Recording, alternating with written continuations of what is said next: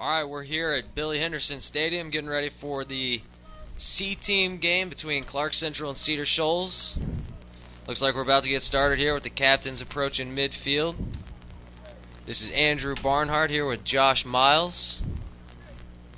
It's supposed to be a 8th grade and 9th grade C-Team contest, so the future stars of the two rival schools here in Athens. Yep, got ourselves a classic city showdown going on here. Those 8th graders from the Clarke Central side will be coming from Clarke Middle Owls, and the Bernie Harris Lions. And from Cedar Shoals, the 8th graders will be coming from W.R. Coyle Middle School and Hillsman Middle School.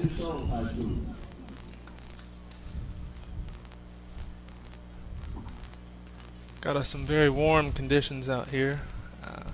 Humidity in the area. Bright sunshine. Hopefully the storms will stay away from us. Storm might be kind of nice though, actually.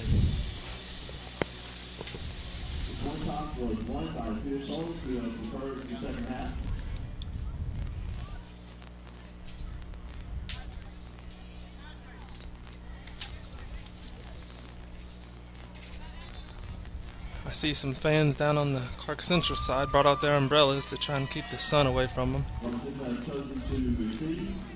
I think I ditched the home side for some shade over on the Cedar bleachers if I were them. It does look mighty nice over there.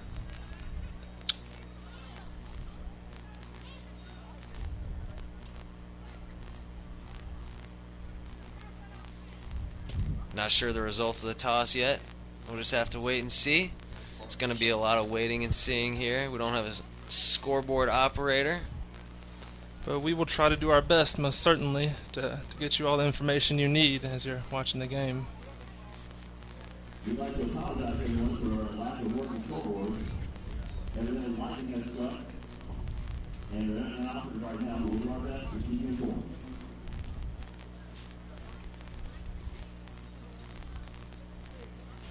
So we got the 8th graders and the 9th graders playing. Varsity's going to square off sometime in November, I believe. But a little taste of the rivalry here to get the season started. It's always fun to see the Gladiators match up with the Jaguars. I'm sure this is something that both sides would love to win and keep that smack talking going throughout the rest of this season.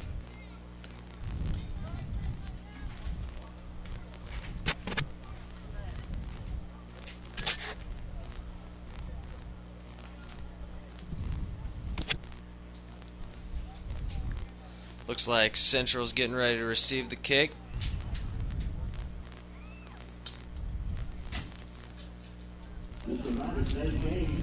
Cedar coming out in all blue today.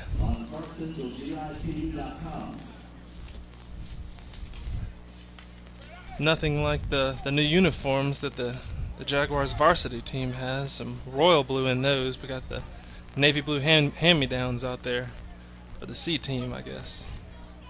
Kicking off for the Jaguars, number 23.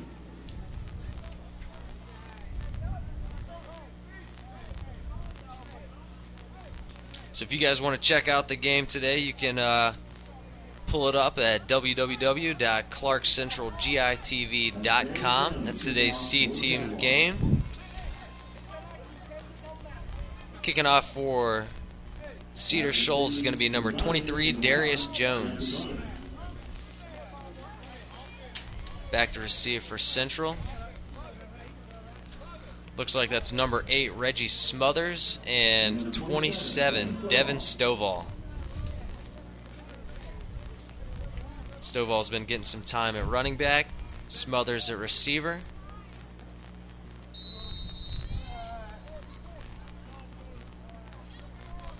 Kick is on the way. It's going to be picked up by Smothers around the 25, brings it to the middle of the field, gets away from one tackler, finally pushed out of bounds around the 42. Knocking him out was number 22, Brandon Cobbs for Cedar Shoals. Seemed like a few of those guys just wanted to get in there and get a helmet on them getting out of bounds. It's always nice to get that first contact out here on this hot day, and I'm sure these players are ready to go. They've been practicing a while for this, so it should be fun. Central's going to have the ball at their own 44 here. 1st and 10.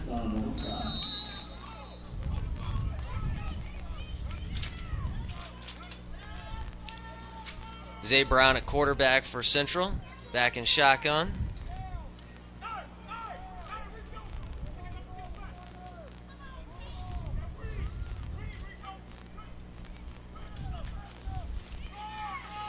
Brown's going to take the ball, run up the middle. Tackled for maybe a gain of 1 yard. That's Brandon Cobbs from Cedar Shoals in there on the tackle. Cedar running a 3-4 defense this afternoon to start out with. We'll see how that works as they move around their linebackers to try to make some tackles this afternoon.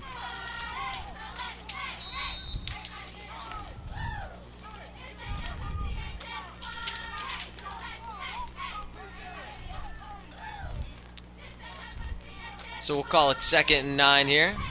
Brown under center. Handoff goes to Lovett. Looks like no gain on the play. Smothered by a few Cedar guys. So we're going to have a 3rd and long here coming up. Cedar definitely has some size up the middle. Number 61 can definitely eat up some space. That's Jalen Sheets you see out there for the Jaguars. Playing that nose guard. You got number 45, Aaron Gresham, lining up for the Jaguars, and 75, Jacavion Barnwell. Let's see what the Gladiators can do right here on a big 3rd down. They can move the chains for us here. Brown under center with Lovett and Stovall behind him in an eye. Brown's going to take off around the right side. He's going to throw it complete over there to Smothers. Knocked out of bounds for the 1st down. About a 13-yard gain. 1st down. Big pickup here for Central. That was a great catch by Smothers there. Way to get his hands out there and center the ball. And right after he catches that ball, tuck it away and run. That was a good play.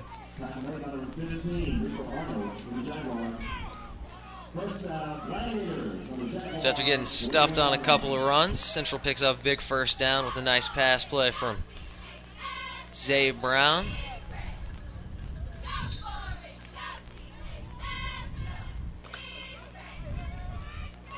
Central back in the eye for him now.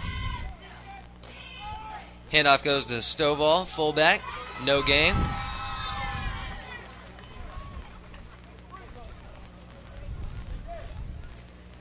That Cedar defense seems to be tough against the run thus far for the Gladiators. We'll see if they go to the pass now on 2nd down and try and mix things up. They started out the last down series of downs with 2 runs and then a pass. We'll see if they change things up on this 2nd down right here. Yeah, at this level of football, you want to make guys beat you through the air if you can. Just generally not as crisp on pass plays, but there's Zay Brown with another completion for about a 9-yard gain, so making me eat my words a little bit. But generally you want to stop the run. I mean, in all levels of football, but especially at this age when just throwing and routes not quite as crisp. But and that was Antonio Goings on the catch right there for Clarke Central with a nice little slant route across the middle. So it looks like we got about 7 yards? 3rd and 3. Yeah, about 3rd and 3. Working without a scoreboard here again. And it seems like they're working on making sure the people with the chains know what they're doing as well. They moved it to 3rd and 4. We're just going to kind of guess on time here. I'd say maybe we're a few minutes into the 1st quarter. Central's got the ball down at Cedar's 33-yard line, 32-yard line. Big 3rd down coming up. 3rd and 2, actually. They're trying to get that spot correct with the folks moving the chains over there. The refs had a nice little talk with them. Brown's back in shotgun with Stovall and Lovett on either side of him. Oh, we had some movement on the Central offensive line. By the right tackle, it looked like. Can't get a number on him.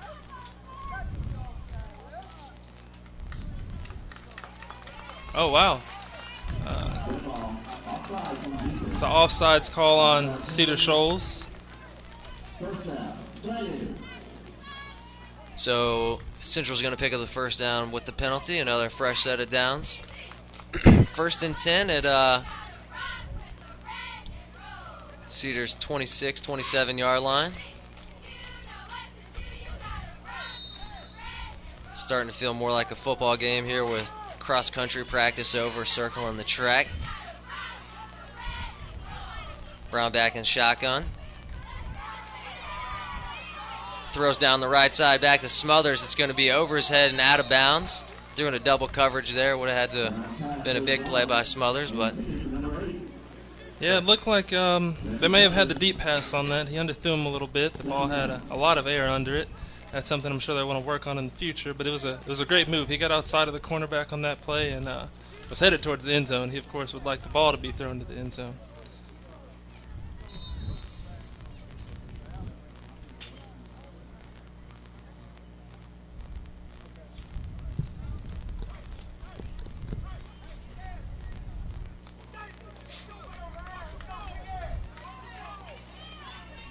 Brown in the gun, Stovall and Lovett on either side. It's going to be a quarterback keeper straight up the middle. He's going to bounce it outside around to the 20, 15, knocked out of bounds around the 11-yard line, 12-yard line.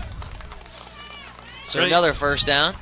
Great blocking at the line of attack by the Clarke Central Gladiators right there. Cedar Shoals D-line didn't seem to know it was coming, and great run there by Zay Brown to get outside and use a little bit of his speed and athletic ability for the first down run.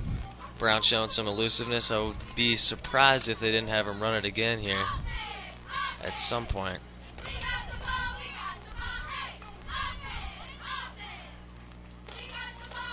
Back in the eye, Stovall, Lovett behind him. Smothers and Goings out wide. Throw's going to go to Smothers. He never saw it coming. Throws behind him, falls incomplete. There definitely seemed to be some miscommunication there. Maybe Smothers got the wrong play call, but he did not seem to know that the ball was coming his way on that play. Yeah, just generally going to be more confusion, especially at this level. Guys just haven't been doing this for quite as long. It's not going to be clicking well. There are going to be some growing pains, but it seems like Clarke Central wants to run their offense that they do at the varsity level here at even at the C team level, just to get guys used to it when they get older. Back in the eye, play action. Brown's going to roll out to the right side. He's going to keep it. Stiff arms one defender, gets around another one. Finally brought down after gaining about maybe 9 yards. So it's going to be 3rd and 1 at Cedar's 3-yard line. That was a tough run right there by Brown. We're seeing his ability to make moves in space right there. He had 2 Cedar defenders following him to the outside, and he still managed to get all the way down the field for a 3rd down and 1 for the Gladiators coming up right here. Yeah, he put one guy down with a stiff arm. The other guy really had no chance at getting him, just got the corner pretty easily. Brown looks like a player.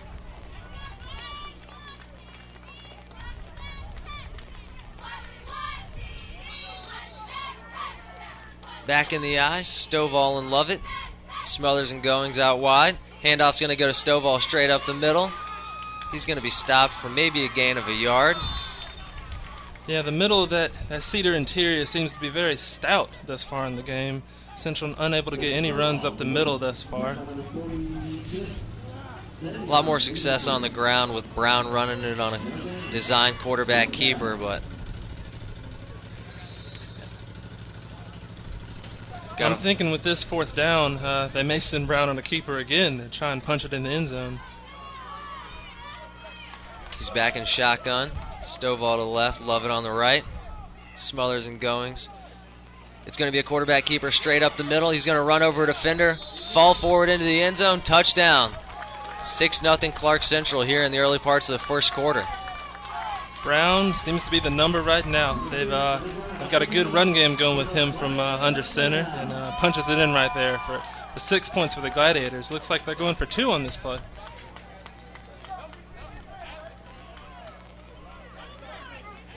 These guys just coming out of middle school, some just, a few weeks into their freshman year of high school.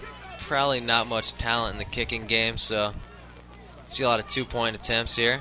Brown back in the shotgun. He takes it another quarterback keeper straight ahead, jumps forward, can't tell if he got in yet.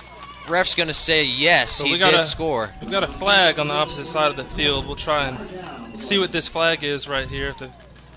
If that touchdown or if that 2-point conversion may get called back on us.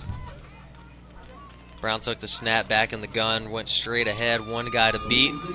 He guy came low, he tried to jump over him. And we've got a false start call on Clarke Central, so they're going to have to replay this try attempt right here. So the score still remains 6-0 Central as they try and go for another 2-point conversion. So they're going to be back around the 7-yard line now.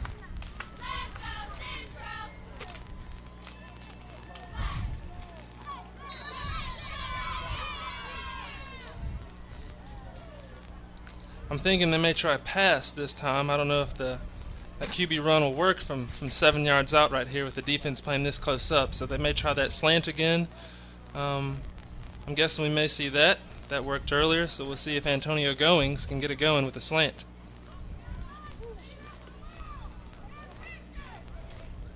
Four receivers now. Love in the backfield, out of the shotgun. Takes a snap, throws it over. Tries to get it to Smothers again, but it's he's hit right when the ball gets there. No chance of getting the end zone, even if he had caught the ball. Excuse me, that was Justin Barnett, number 9.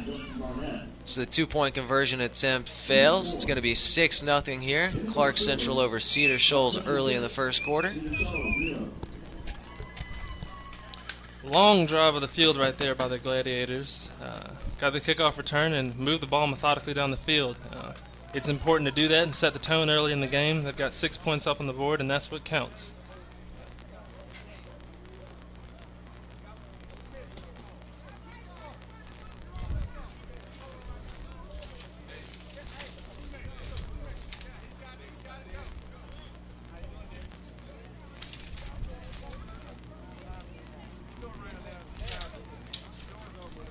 So we'll have ourselves the kickoff coming up here. Jaguars got quite a few guys back there looking to await the ball. Seems like they're trying to figure out which one of them will actually catch it. Seems like they have 3 guys there. We have number 9, Giovanni McDavid, back there for the Jaguars, including number 22, Brandon Cobbs. And I believe the guy in the middle is number 12. Trentavious Harris. Thank you very much on that, Andrew. All right, kicking off here for Clarke Central, it's number 12, Luis Vicente. Kick from the 40 on the way.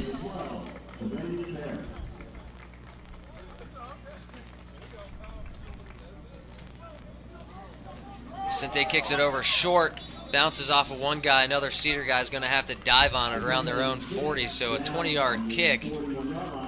Just kind of smother that one to keep a Central guy from picking it up. I'm not sure if that was designed or not, trying to kick it away from Cedar's return men, but either way they're going to have the ball starting on their own 41, so pretty good field position here. I'll tell you what, number 15, Rico Arnold for Cedar Shoals, was not expecting the ball to come his way just then, but Cedar was lucky to get back on the ball, and now they've got themselves a first down. First down and 10 situation here. So Dillard's in at quarterback for Cedar.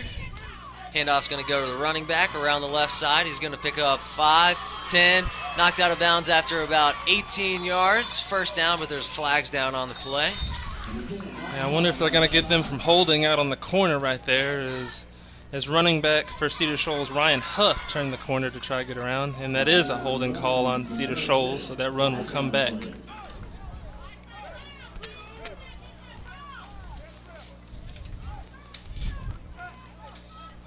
Ryan Huff with a nice run to start off with offensive possessions for the Jaguars today. Unfortunately, one of his linemen held on that play, so they move the ball back. I'm sure Huff is letting him know how he feels about that hold right there. I think he was finally knocked out of bounds on that play by Smothers, who's the first guy I've spotted so far playing both ways. I'm sure there's going to be a few others.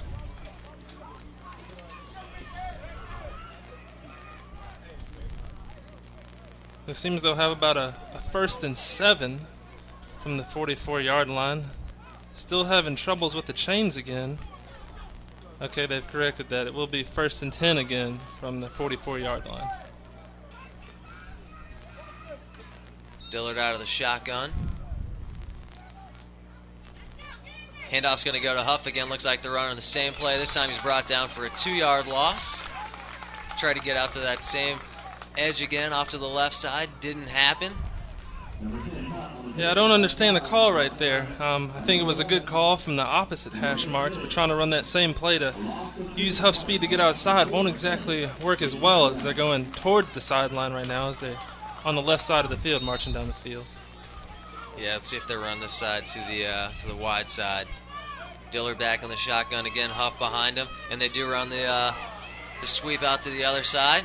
Going to be tackled for maybe a gain of 2 back to the original line of scrimmage, so it's going to be a 3rd and 10 here for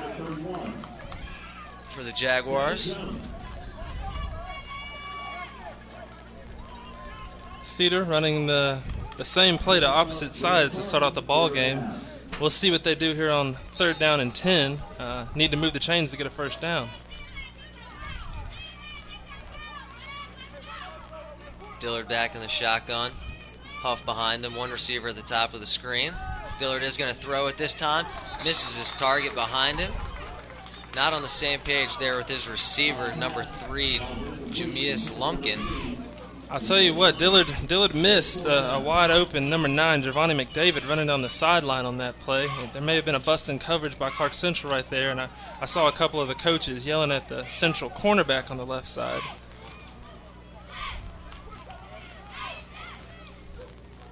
Either way, we have a 4th down and 10 here for the Jaguars. Cedar's going to forgo the punt here. Actually, this might be their punt team. And Central seems to be playing it in a safe just in case there is a fake out here. It's going to be number 83 back there to kick it. That's Roger Swain.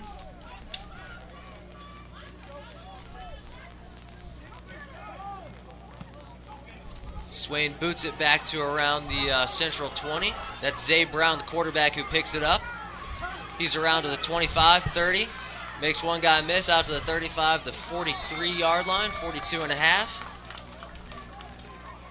So the Central quarterback, Brown, doing double duty returning kicks. It's going to be 1st and 10 for Central at their own 42-yard line. I like what I just saw. That Zay Brown's a talent out there, and I noticed he had gloves out there to catch that punt. Borrowed them from Austin Williams, it seemed. As Austin, the offensive lineman, came running back out there, Zay Brown tossed him his gloves, so took those off so he can handle things at quarterback now.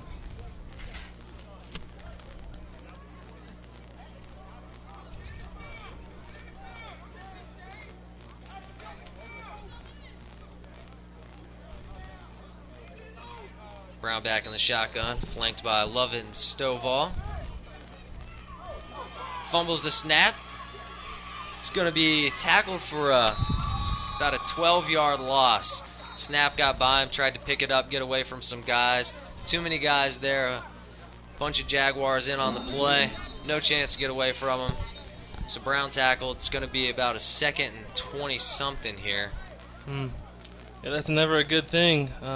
Especially in the shotgun, that QB center exchange in the shotgun is vital. And low snap right there that got under Zay Brown as we go to the 2nd quarter here at Billy Henderson Stadium.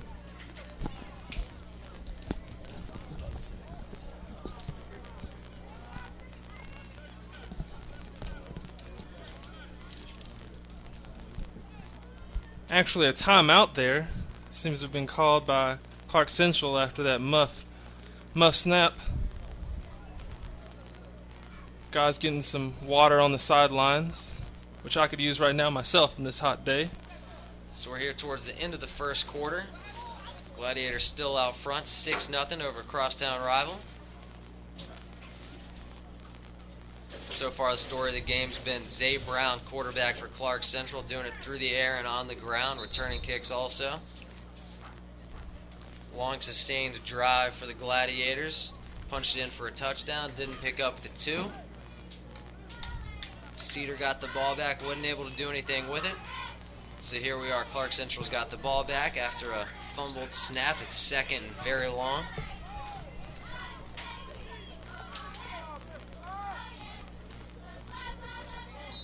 So we'll see if Central short things up right here. We'll see what they're going to do on this big 2nd down and long. Brown back in the shotgun. with Lovett, 3 receivers. It's going to throw. It's going to skip. Stovall picks it up off the ground, called incomplete, so we got a 3rd and very long again. There's actually a flag called at the beginning of the play. I see one of the Cedar coaches pointing out the flag should be on Central. I wonder if there was an illegal procedure or a false start. And there seems to be a false start penalty on Clarke Central. Illegal procedure against Clarke Central.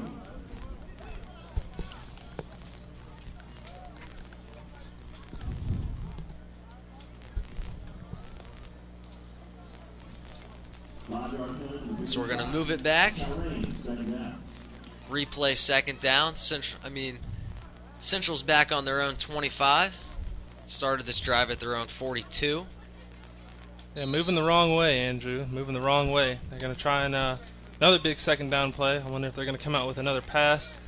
Jose Brown trying to get back the ball in the correct direction as they continue to move backwards on the first 2 plays of this drive. 2nd and 27 coming up for the Gladiators.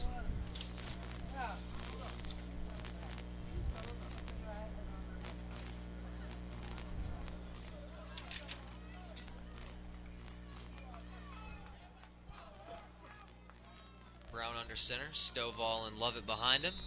2 receivers, another flag. Play called dead. This has not been a good drive at all. Delay of game penalty called right here on Clarke Central. Maybe the coaches will get in that same play and be sure they run it in time this time. This reminds me of the Georgia-Tennessee game last year in Knoxville. Georgia had, what, like 3rd and 57 or something like that? Yeah, it was definitely not what you want to see in any game. So 2nd down, back on the 20. Brown drops back to throw. He's throwing it for Smothers again. It's going to fall incomplete, out of his range. Excuse me, that was number 9, Justin Barnett. Tried to pick it all back up in one play. Now we got a 3rd and 32 coming up. That was a very pretty throw by Brown, I must say. Just a little bit too long for his wide receiver on that one. 3rd and 32. Let's see if we try and get it all back or play for a little bit of field position. I can't imagine, even at this level, that they would try and go for it on a 4th and 32. Brown back in the shotgun. Lovett and Stovall. Brown's going to keep it. Running behind Lovett. He gets around the corner, able to pick up about 6 yards. Obviously not going to be enough. I think that was a smart move by Clarke Central right there. Not throwing the ball down the field on a long 3rd down or getting a sack there. Trying to play field position now, try to get a good punt out here and send Cedar back to their own side of the field.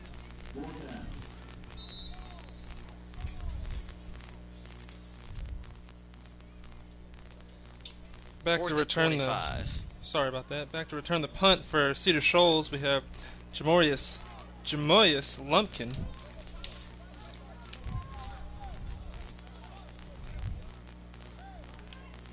Punters again, Vicente. Place kicker.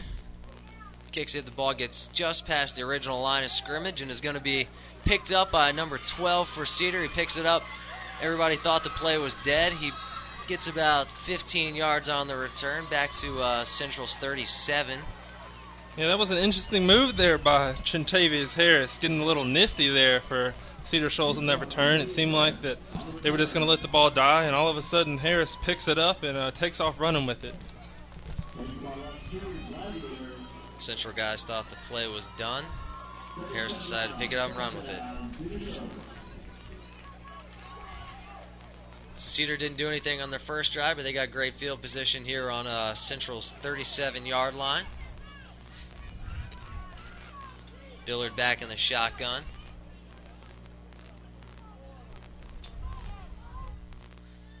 Getting us a fresh ball out there to play with.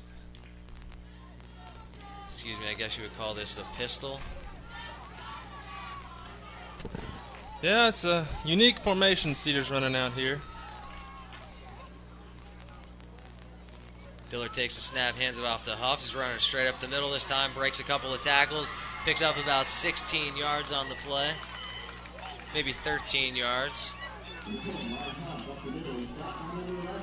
Might have been some trickeration on that. Cedar lined up, and it looked very similar to play Cedar started off the game with, but this time Ryan Huff cuts it up the middle and shows off his juke moves to get down the field for the Jaguars' first down. Cedar's trying to hurry up here.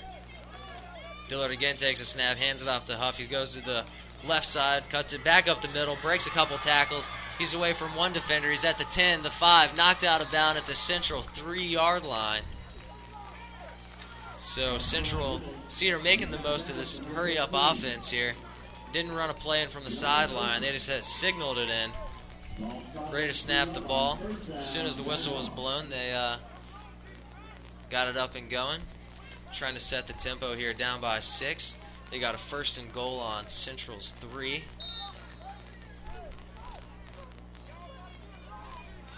Central in the eye for the first time all game. Huff still at tailback. Goes to the fullback, busts his way into the end zone. Touchdown Cedar Shoals. Nice little quick run right there for the Cedar Shoals touchdown by number 32, Arthur Jones III.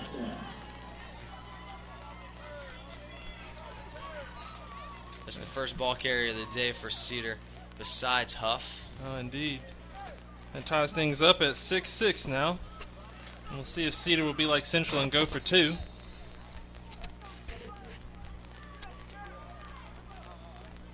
They're going to kick the extra point.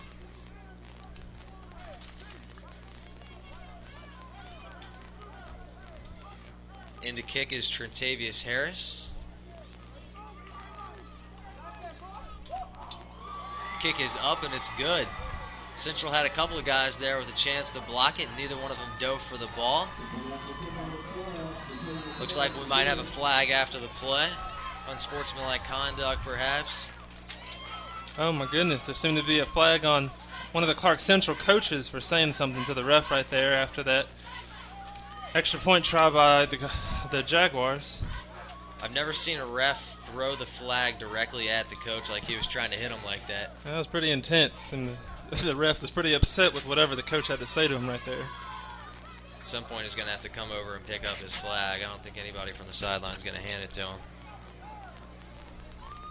Indeed. Well, where we stand now is 7-6. Cedar Shoals leads.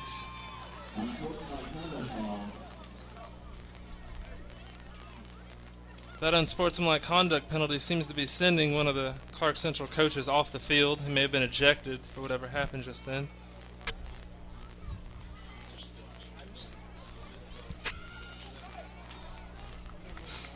But as you can expect with any Classic City showdown, when the Jaguars face the Gladiators, there's going to be a lot of emotion out there, not just with the players, but with the coaches as well. And we just saw an example of that right there with those unsportsmanlike conduct penalties. There are actually 2 flags still remaining on the field, so maybe that's what the ejection came as a result of. I don't know what he was upset by on that play. Maybe thought the refs missed a hold or something on that place kick, I'm not sure.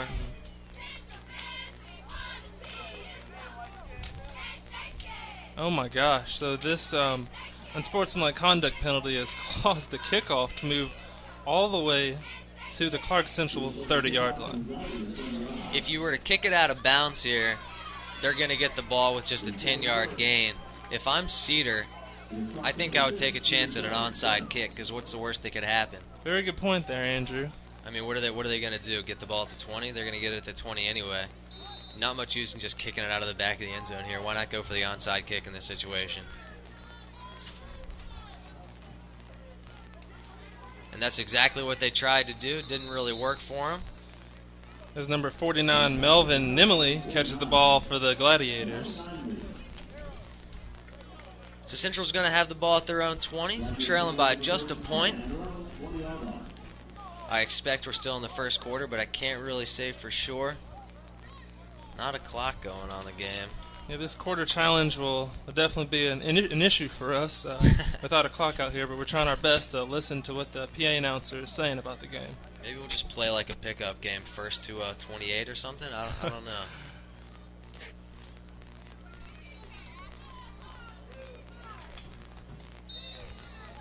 Clarke Central cheerleaders down there trying to get the crowd revved up. We'll see what Clarke Central offense can do the same. Central out of the eye, fumbles the snap. Brown picks it up, tries to run with it. He breaks one tackle. He picks up 6 yards after a fumble in the snap. Looks more like 7, maybe. Now that is what you call improvisation. Busted Could have been a play. busted play, indeed. Turns into a pretty good one, right? Yes, yes. That's a great job by Brown right there, turning something bad into something positive for his team with a good gain to take it down to about 2nd down and 2 for the Gladiators. And now, officially, we are going into the second quarter. That's the end of the first quarter here at Billy Henderson Stadium. Cedar Shoals leading 7-6.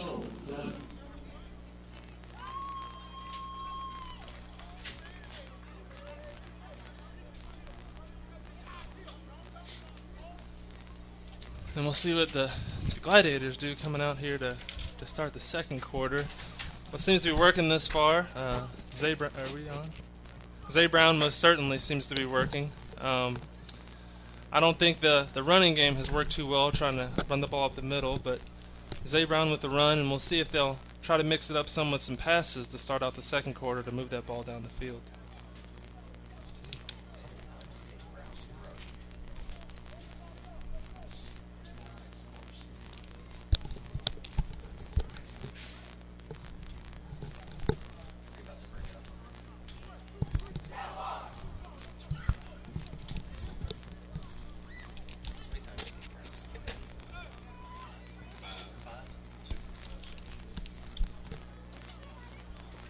All you Clarke Central fans, I'm sure you're excited about the Gladiators varsity game coming up this Friday night at Central Gwinnett Black Knights. You can catch that, if you're not going to the game, you can catch that here on our website at GITV. They'll be playing tomorrow night at 7:30 p.m. and we'll be broadcasting live from Lawrenceville, Georgia at the Castle. Hoping the Gladiators can rebound off that loss last week and get a big win against the Black Knights this Friday night.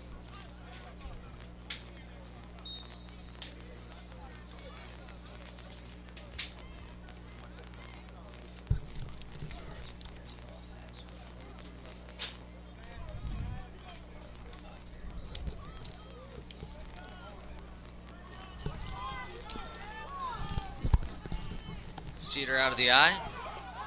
Brown hands it off to Lovett. Goes for about 3 yards. Looks to be just enough for the first down. That was a very tough run there by Lovett from Central, getting outside. Tons of blue jerseys getting after him, but he still pounded his way forward. And that is indeed a first down for the Gladiators.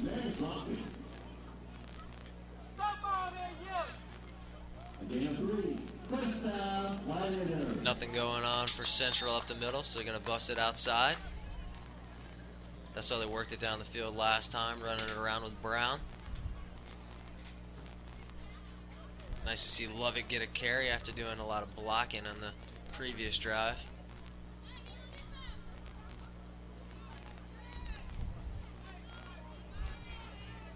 Brown under center, Goings at fullback, Lovett behind him. Handoff goes to Lovett straight up the middle. He's going to push forward for about 3 yards.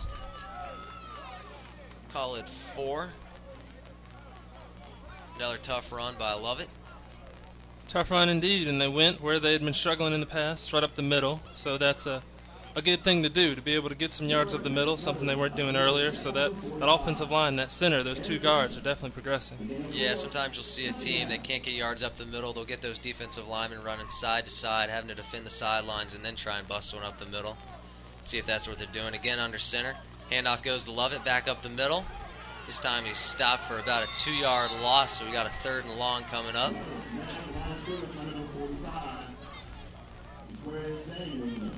Tell you what, that number 61 for the Jaguars, Jalen Sheets, seems to be still eating up space in the middle, making it hard for the Gladiators to run up there. We'll see what the Glads can do on 3rd down to convert themselves another first down here.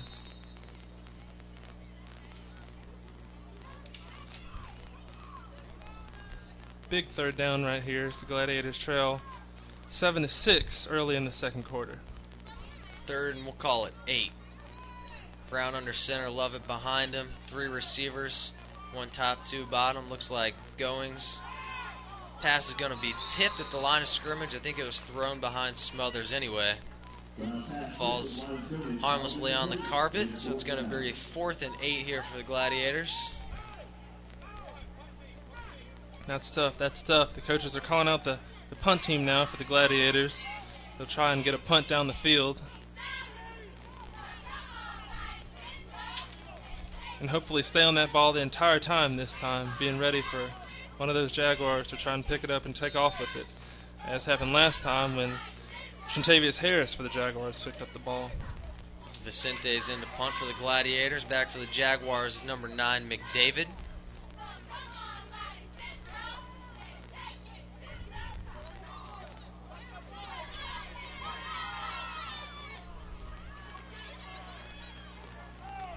Vicente was hit when he got the kickoff. They said he tipped it. He's down on the ground. He looks like he's hurt, but it's going to roll out to the Jaguars' 38-yard line. Vicente looks like he was just acting a little bit, trying to get a flag, but the ball was tipped either way. Yeah, that's a tough call right there. I know the refs at any level always trying to make that call. Is the punter, was he really hit? Is he just going down for show? That's a tough call for the ref to make, but the ref was right next to that and did not throw a flag saying the ball was tipped.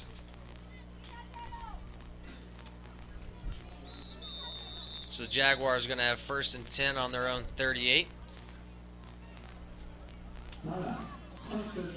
Timeout on the field. Clarke Central. Central trailing Cedar 7-6. Shortly into the second quarter. Yeah, we'll see if the Jaguars come out here again and try to establish the run some more with Ryan Huff.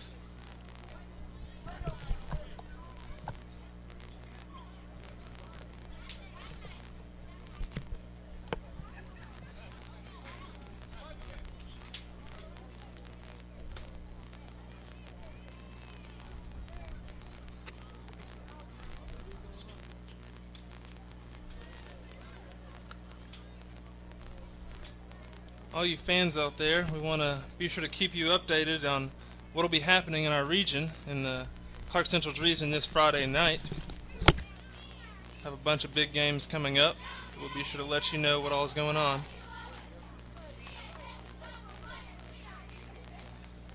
So, tomorrow night we'll have Gainesville facing Beaufort. Flowery Branch will be facing West Forsyth. We'll have Greater Atlanta facing Appalachia. Walnut Grove against Loganville, Heritage, Rockdale, Salem, Wesleyan. Cedar Shoals, varsity team, will be facing Elbert County, and then we'll have Winder Barrow against Monroe. That's tomorrow night in our region. Region 8, 5A games in the GHSA.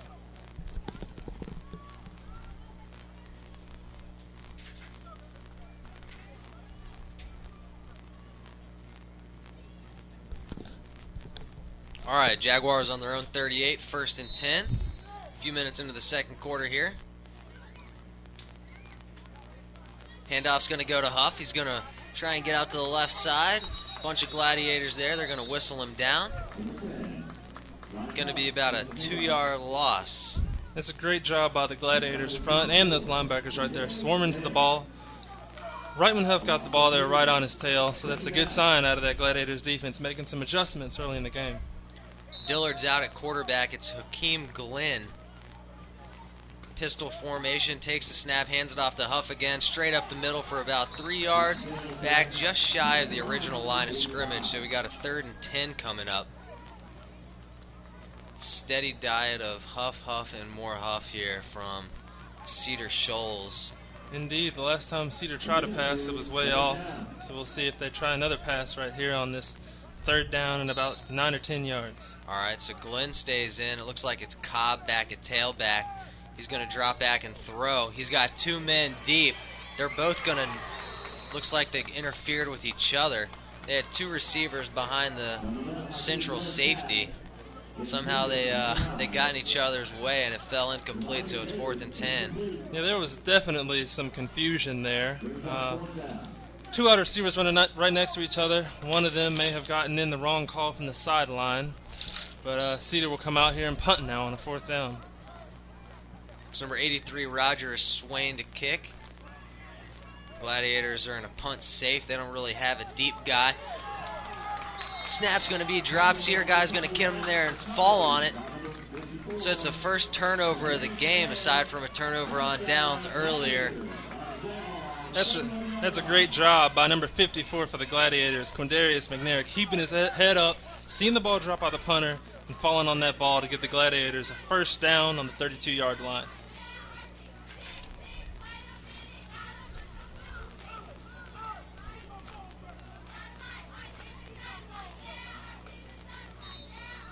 We'll see what the Gladiators can do here on 1st and 10 from 32 as they still trail 7-6 against Cedar Shoals. Central in the eye. Stovall and Lovett behind Brown. Play action fake. Brown dumps it off to number 27, Stovall, the fullback. He's smothered by a couple of guys. Loss of 1 yard. Brown got that pass just off in time. He was about to take the sack. Dumped it off to Stovall, who had nowhere to go, really. So we got a 2nd and 11 coming up.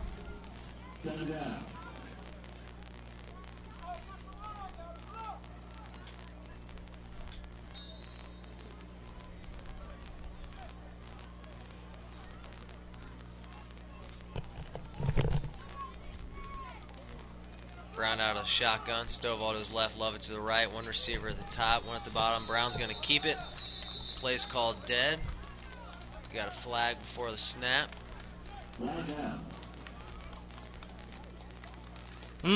Offside on Cedar Shoals on that play, so that's a free 5 yards for the Gladiators and move forward to about the 27-yard line and 2nd down.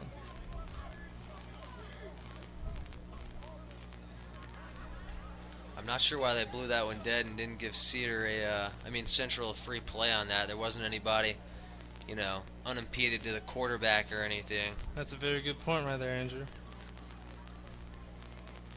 Maybe this is a C-team referee crew. As we're seeing in the NFL currently. Yeah. Alright, so 2nd and 5 here. Maybe 6. Shotgun snaps, rolled back to Brown. He picks it up off of the carpet. He's going to try and get around the end. He's going to pick up about 12 or 13 yards on the play.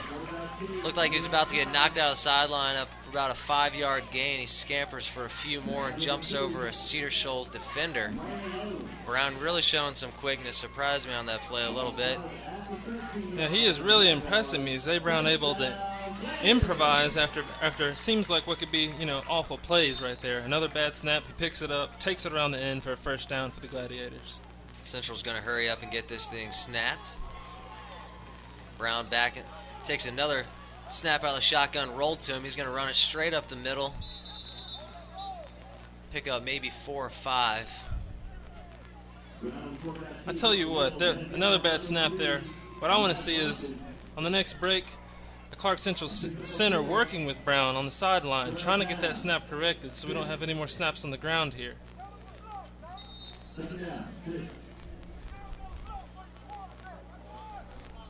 Although I will say, Brown is managing, albeit the snaps being on the ground, to still pick up yards for the Gladiators, so that's something good to see from your quarterback. Brown back in the gun. 4 receivers out wide. Play called dead. Looked like Brown was about to run it up the middle again now. And we have another illegal procedure penalty in this game, this one called on the Gladiators, so they'll move back 5 yards from the line of scrimmage. Still 2nd down. So about 2nd down and 10 now for the Gladiators on the Cedar Shoals 14-yard line.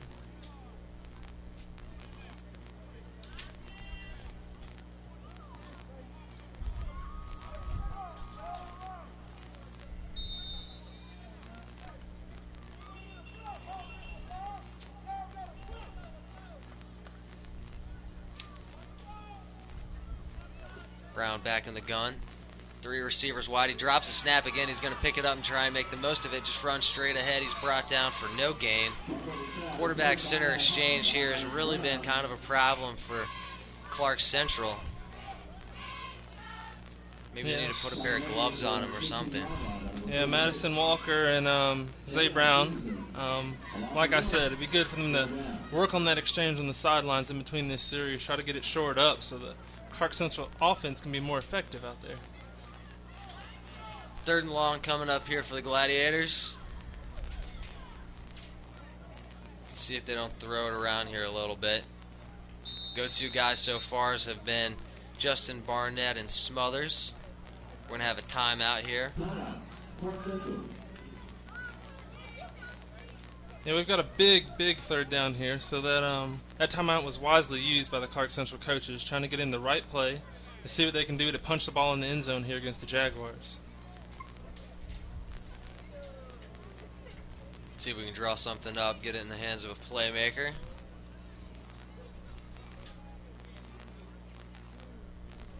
Yeah, we've seen a lot of Zay Brown today. I wonder if they'll try to run a pass play here, try to get it out to one of those wide receivers on the outside against one of those Cedar Shoals defensive backs.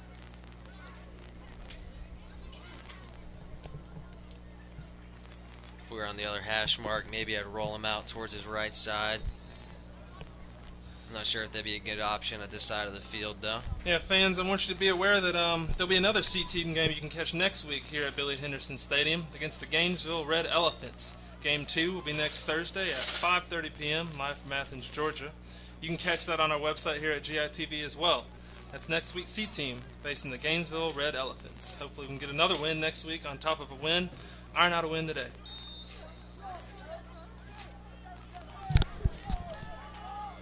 Third and 12, 2 receivers at the top, 2 at the bottom. Lovett and Brown back to take the snap. Clean snap this time. They're going to roll out Brown to his left side. He's going to throw it for Smothers. It's going to be picked off by number 12. That's the kick returner. He's going to run it all the way back, 50, 45, 40, 35. He's going to score.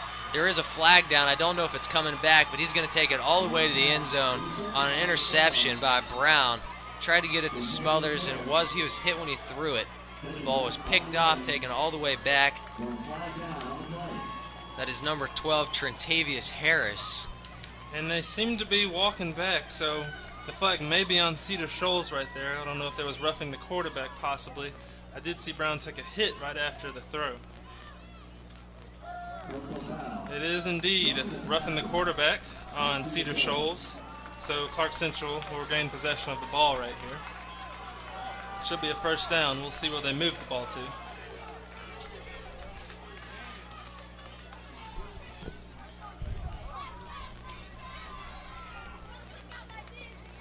Cedar coach over there is fired up. He's letting some player have it.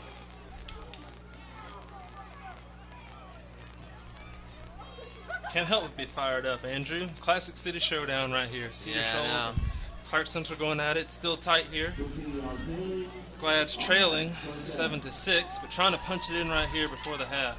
Yeah, you had the Clarke Central quarterback, Zay Brown, dead to rights. No reason to put a late hit on him. They were going to have to turn it over anyway. Just, really not a smart play, but, these guys are young. They'll figure it out. So instead of giving it back to Cedar, Clarke Central's got it 1st and goal here at the 9. Brown hands it off to Lovett. He's going to take it straight in, almost untouched. Wonderful play right there. Jeffrey Lovett getting the handoff from the shotgun. Had Cedar Shoals spread out and ran that ball right up the middle for the touchdown. That's going to make it 12-6. I don't think they would have had him in two-hand touch. The guys didn't get there until he was basically on the goal line. Play call worked beautifully for Central, so they're going to try and go for it here. Make it a 14-7 game.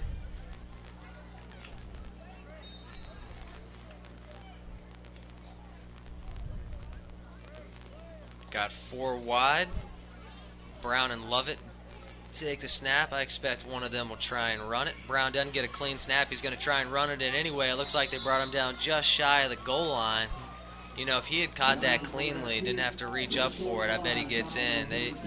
That's going to have to be something they work on this year. Yeah, that quarterback center exchange right there hurt them on the extra point try. However, the Gladiators have taken the lead now. Lead 12-7 here over the Jaguars.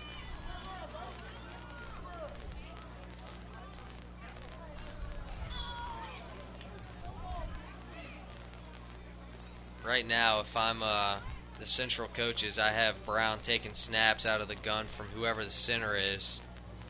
They need to work on this because it just cost them 2 points. Very, very good point. The thing you have to think about, though, is if the center may be playing on defense as well. We'll try and find out, and we'll try to keep an eye out on that center and Brown to see if they are indeed working on that QB center exchange on the sidelines. Yeah, we should know who that is. This is pretty obviously an amateur production. Alright, let's check out and see if we can figure that out. Fans watching probably already know who it is.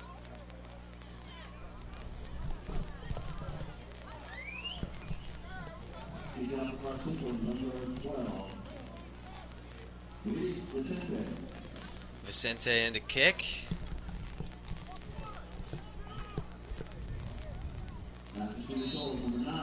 Cedar's got their 3 guys back to return. Kickoff from the 40.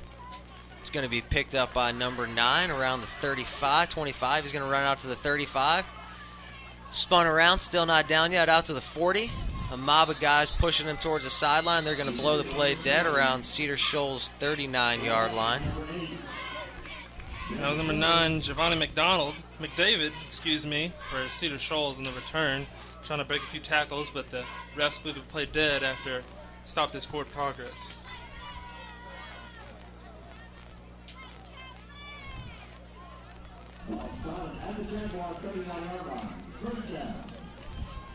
So ball at the Cedar Shoals 39-yard line as the Jaguars will try to see what they can do on offense right here. Starting quarterback for Cedar Shoals is still not back in the game. They're sticking with Hakeem Glenn. Rodney Dillard started it. Hakeem Glenn came in, marched them down the field, and they scored last possession, but not sure what the deal is with Dillard. Glenn takes a snap out of the pistol. He drops a snap. He's going to roll out to the right. He's going to dump it off to running back number 32. Makes a guy miss. Gets about 7 or 8 yards on the play, but there is a flag down. Yeah, I didn't quite catch what that flag could be on right there. Try and get a read on that for you all. That was Arthur Jones III, number 32.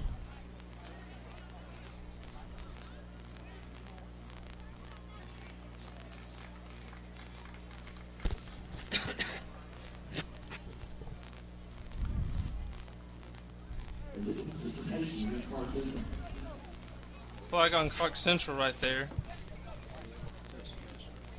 Illegal participation on the play was the call.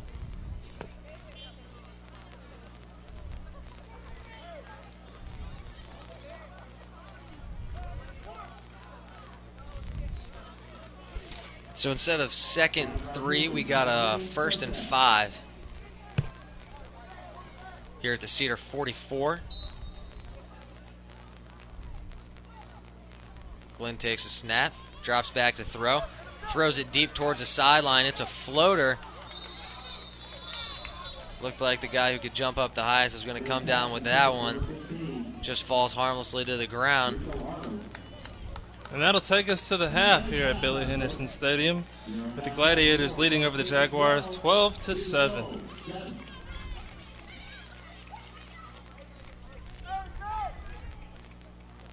No clock up here. I assume the guys down on the field knew that that was going to be the last play of the half, just trying to throw it deep, but yeah, came up short on that one. Didn't indeed. really know the significance from up here without a clock on the scoreboard. And the teams are heading to the locker rooms, make some halftime adjustments. We're going to take a break here for a minute. This is GITV. Clarke Central Gladiators versus the Cedar Shoals Jaguars. Classic City showdown for the C teams. We'll be back in a few.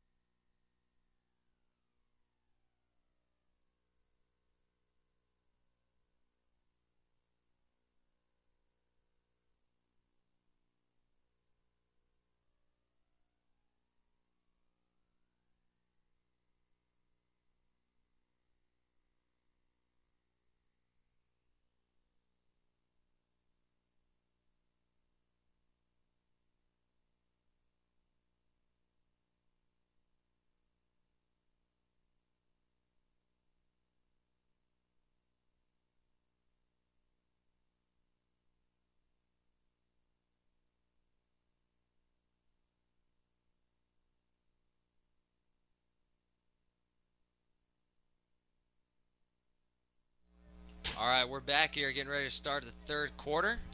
Vicente kicking off for Central. Cedar's got their 3 deep guys again. Giovanni McDavid, Trentavious Harris, and Cobb. And it's good we've got some cloud cover out there. Cooler conditions down there on the field. We'll see how those athletes respond to that. About freaking time. It's been brutal.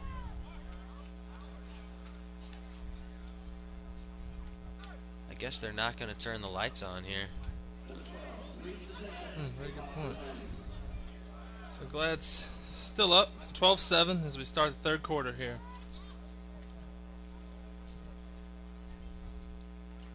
There seems to be some confusion on the...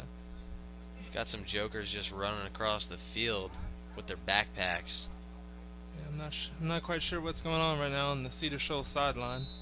Okay, that's exactly what they were waiting on. Get off the field, kid.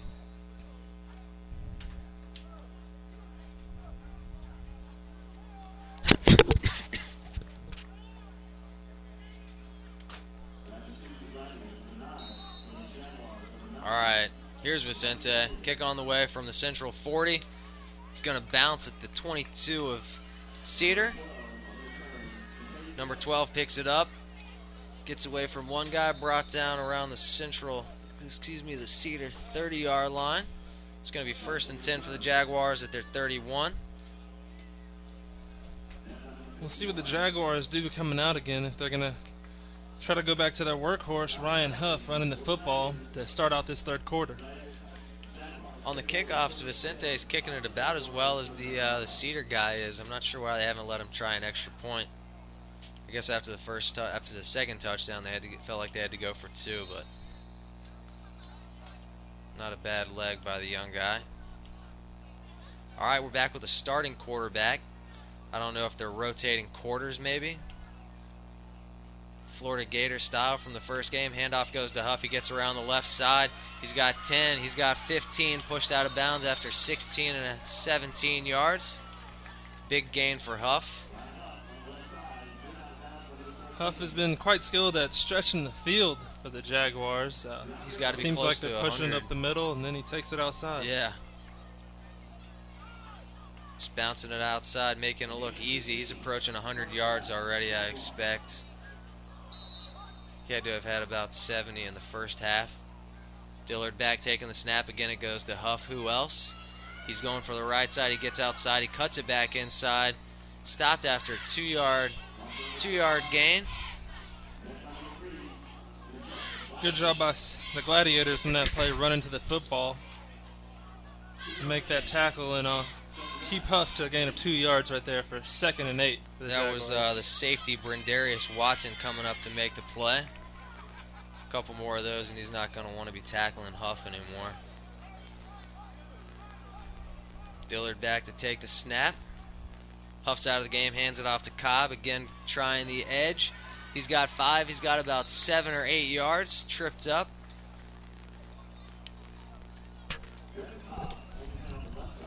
It's a little change of pace back here. Indeed. Trying to keep Huff fresh for him. They definitely seem to be doing a lot of outside runs. They seem to start to the middle, but then they punch it outside. Yeah, he got some speed at the tailback position. Just going to use it to get out wide.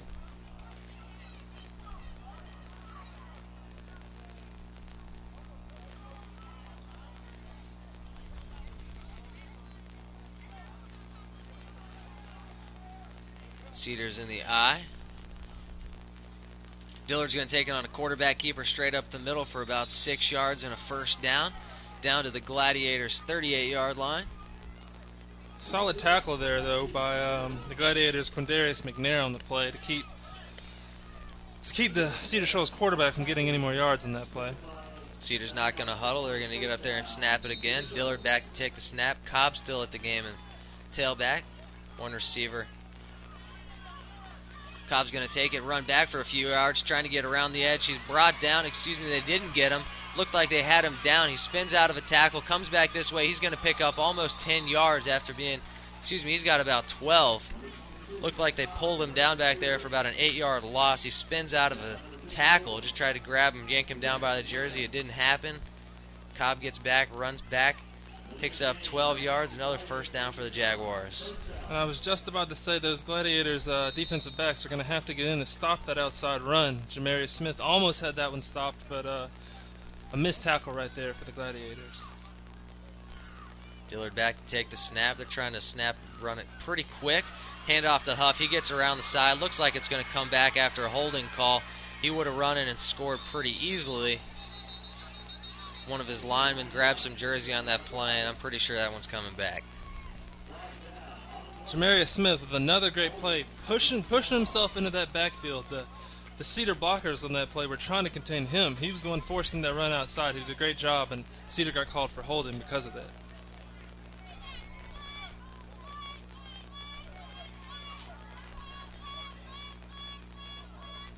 You know, there's not really much use for these Cedar guys to be holding anyway. Huff's not having much trouble getting the edge. I think he would have scored without that.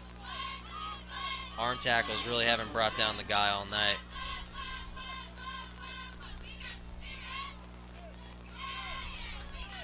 So after the penalty, Cedar's back at the Gladiators 40. First and 20-something. Dillard back in the gun. Huff in at tailback. Handoff's going to go to Huff. He's going to take it. He's got 5. He's got 10. He's got 15. He's down to the 20. He's going to make Smothers knock him out of bounds. Smothers pulls him down by his shirt at the Gladiators' 6-yard line. So Huff runs for about 34 yards on that play, and he's got to be over 100 yards in the game by now. He's had biggest game of anybody on the field so far, biggest impact anyway on the offensive side of the ball. Yeah, the Jaguars rolled out about 4 blockers to the left right there to make a huge hole for Huff to run through for that big first down. So Cedar brings it in pretty tight in the eye. Handoff's going to go to the fullback. Snap is dropped. Central falls on it, and they recover the fumble at their own 6-yard line. Huge turnover there for the Gladiators. Looked like Cedar was going to punch it in for a touchdown after moving the ball down the field with no trouble. They fumble the handoff to the fullback. It drops to the carpet. And, you know, anybody up here, anybody in the stadium really probably wondering why the handoff didn't go to Huff to begin with. But they did that last time when they got the ball down on the Gladiators' 2-yard line. They tried to punch it in with the fullback, getting a little too cute. I'm not sure why. Yeah, Melvin Nimley for the Gladiators. Great job of keeping his head up there. Saw the ball fall down to the ground, jumped on the ball, contained it, Clarke Central ball. Huge turnover there here midway through the third quarter. Cedar had a chance to tie it there, trailing the Gladiators 14-7. So Central takes over at their own 7-yard line. Stovall behind Brown, Lovett in at tailback. Handoff goes to Lovett. He's going to bounce it out to the right side. He's got 10. He's got 15. He stays in bounds. He's got whole bunch of Jaguars trying to bring him down, about a 20-yard gain out to the 25-yard line. Great play call right there by the Gladiators. You had wide receiver Jordan Northington making a great block on the outside to help the running back pick up some extra yards in that play. So another first down here for the Gladiators at their own 25.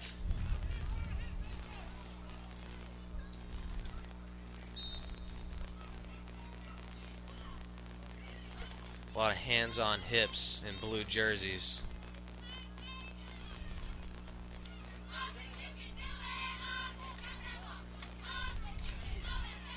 Gladiators in an eye. 2 receivers top, 1 to the right. Handoff again to Lovett. He tries the middle. He bounces it back outside. He's going to pull down for about 3 yards. Maybe 2. May have been the exact same play right there. Didn't work that time, though. We have a flag down in the middle of the field. Pretty late flag. Indeed.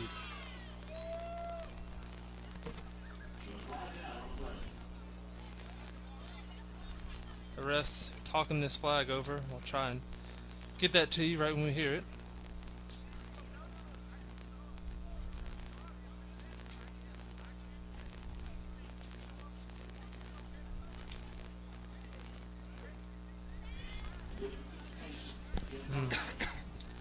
That's a legal participation. Second time that's happened in this game against Clarke Central.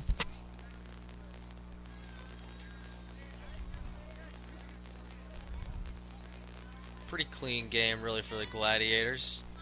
Not too many penalties. They had that one drive where they got backed up a couple of times, but you know that happens in 8th grade football. So 1st and 15, Gladiators 20-yard line. Brown back in the shotgun, 2 receivers wide. Looks like we had a jump there. Maybe number 74 on the Gladiators. That's tough. Those penalties rack up for you, and 2 consecutively like that really hurts the offensive drive. We'll see what the Gladiators can do on first down and long right here. Jinxed them there a little bit. Yeah, you did, right when you mentioned penalties. Yeah.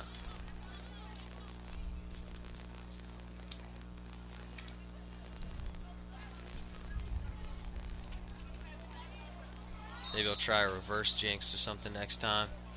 Alright, same formation. Brown takes a snap. He's going to run straight ahead. He's got 7 at least. Falls forward just a yard shy of the original line of scrimmage.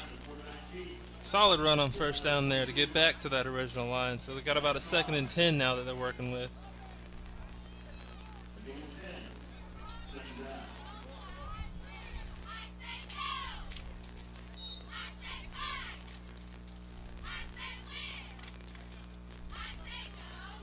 We got kids just walking across the field whenever. I know it's a C team, but come on. Brown takes a snap, hands it off to not Lovett, number 3 in the game for him. Brought down for about a 1-yard loss. That was Brendarius Watson, first carry Watson's had all day. Yeah, Watson seemed to trip over his own feet coming off of that handoff from the quarterback. Let's see if they can get things short up here on a big 3rd down. Gladiators may turn to a pass play to convert this first down right here.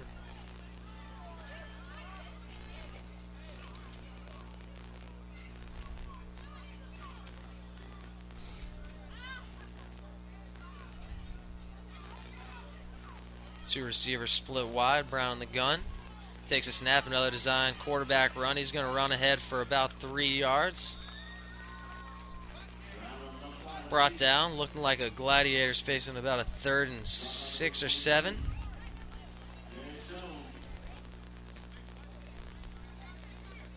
See if they take another chance throwing the ball around here a little bit. Excuse me, 4th down. Yeah, it seems they'll be punting right here, and we have for Cedar Shoals, Giovanni McDavid, excuse me, back to return this punt. Brown is in there blocking for the punter Vicente. I don't believe he was in last time. Let's see if this is a fake or not.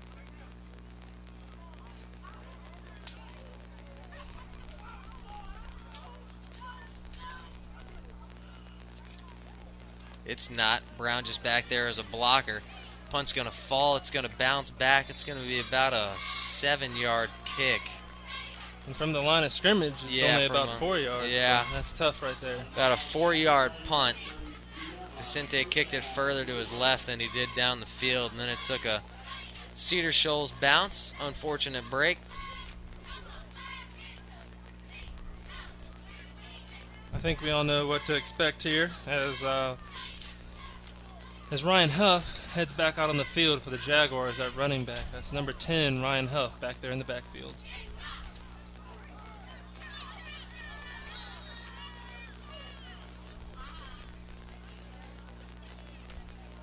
Handoff from Glenn to Huff. He's going to try and take it around the right side, following his blocker. He's going to spin forward, picks up 10. First down, Cedar Shoals, maybe 11 or 12.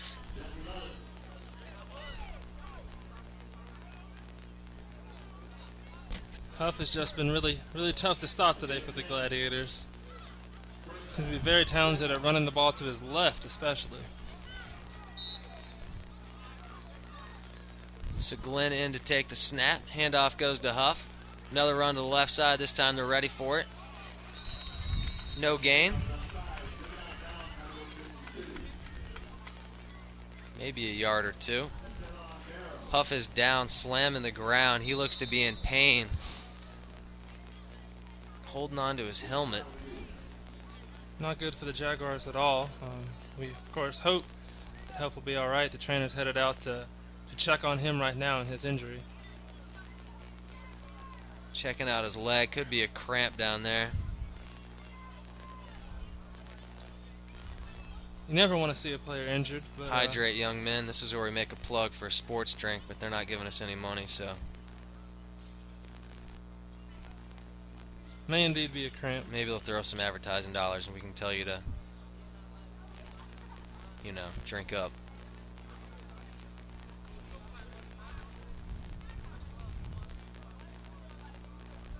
So they're going to stretch Huff out. Both teams taking a break on the field. We'll be back in a minute.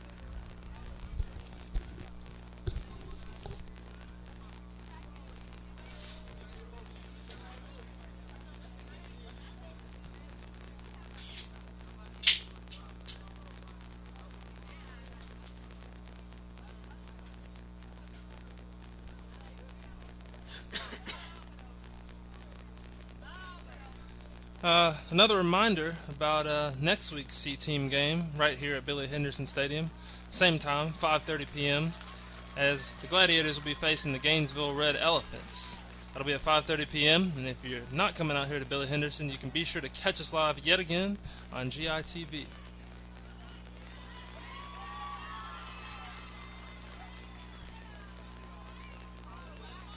Applause from the fans as the Cedar trainers are now taking Ryan Huff off the field after his injury. It's good sportsmanship by both sides right there.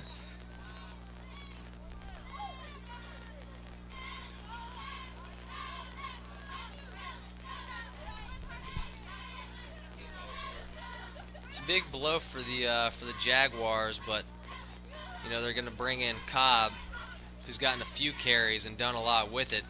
And honestly, you know, the holes have been pretty big for Huff to run through. Cobb's not quite as big. You know, might not be able to run it up between the tackles quite as well. But, you know, there are some running lanes available. Let's see what they try and do. Glenn's still in at quarterback. Cobb behind him. Two receivers out wide. Glenn's going to roll out to the right. Some pressure in his face. He's going to take off running to the right side. He's going to throw it. It's going to be fall in, just incomplete. Looked like he had crossed the line of scrimmage before he tried to toss it. I guess not. But the toss out to the receiver hits his hands.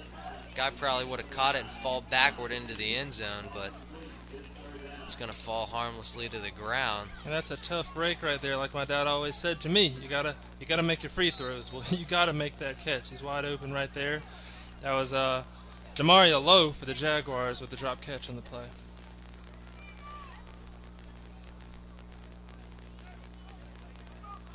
Third and 10 for Cedar. Glenn takes a snap, hands off to Cobb. He's going to run around the right side, then cut it up back in the middle for maybe 4 or 5. Would have been nice on second or third down. We appear to have another injury out there on the field. Trying to get a read on who that is for the Jaguars that's down as the trainers head out there again to attend to the injured player. That's number 9 for the Jaguars, Giovanni McDavid. It's injured on the play. And maybe another cramp. Playing receiver and returning some kicks for the Jaguars.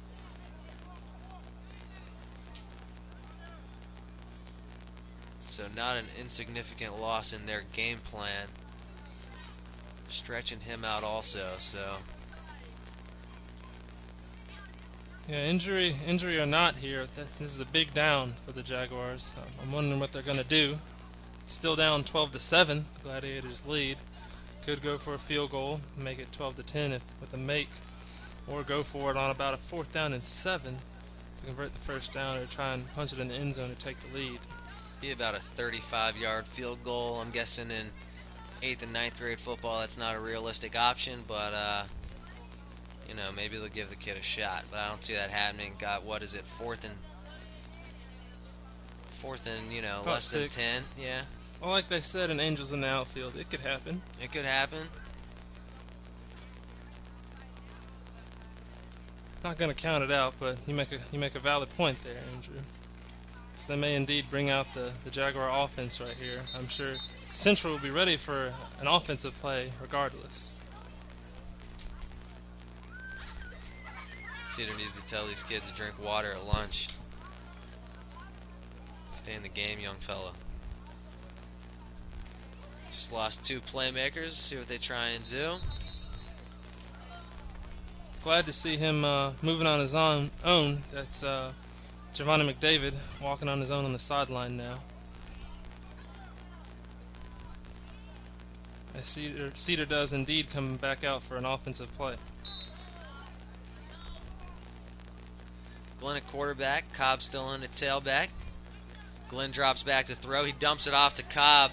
He's got about 5, makes one guy miss, makes another miss. He brings it up. Safeties are going to drag him down at the 2-yard line. He picks up the first down and more. It's 1st and goal. Cedar is back down where they fumbled it the last time, and they got a chance to tie this thing up once again. Score is 14-7. Gladiators leading the Jaguars here. 2012 C-Team game.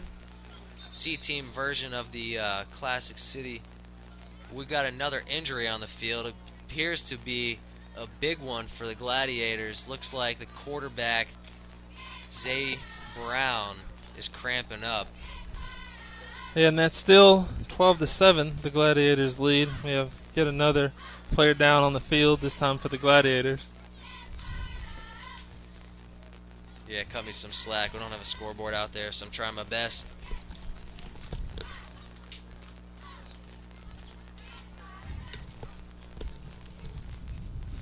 Big play right there for Cedar Shoals. Doing that little quick screen out to the running back. Missed tackles in space by Central allowed the Jaguars to get the first down. Great touch on that pass by Glenn there. Pressure in his face. He dumps it off to his running back. Throws it right on the money. Takes it right up to the 2-yard line. Chance to go ahead here with the touchdown.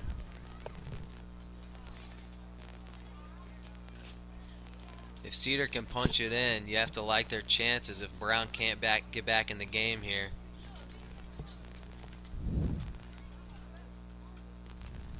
And you know, that's what happens when you got guys playing both ways and it's brutally hot out there. Yeah, tough to see Brown on the ground for the Glads, but I can see on the sideline, quarterback number 8 for the Gladiators, Reggie Smothers, is working out on his QB exchange with the center a second ago. So maybe that'll be the next option if Brown isn't ready to go at quarterback next offensive drive for Central. Well, at least they're working on the quarterback center exchange, you know.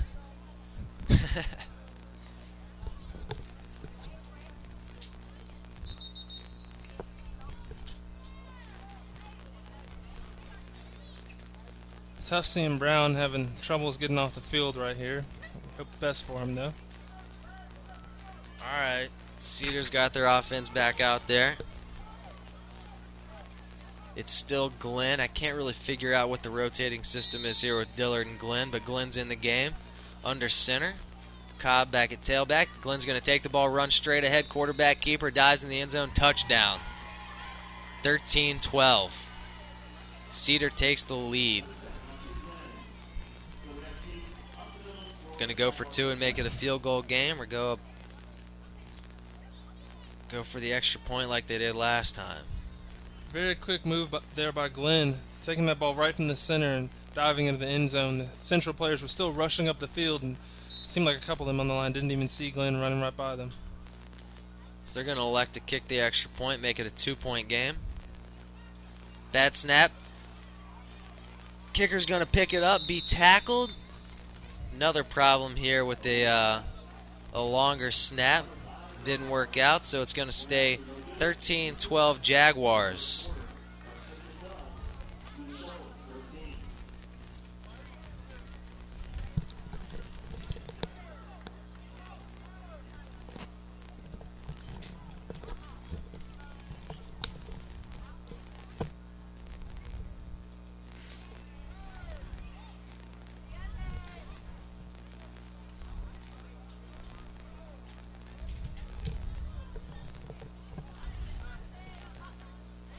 I'm not sure why you don't go for 2 there in that situation when you're up 1. Very good point there. Maybe they have confidence in their defense. But it'll be really interesting to see what Central is going to do coming out here on offense next drive, with Zay Brown still being down on the sideline.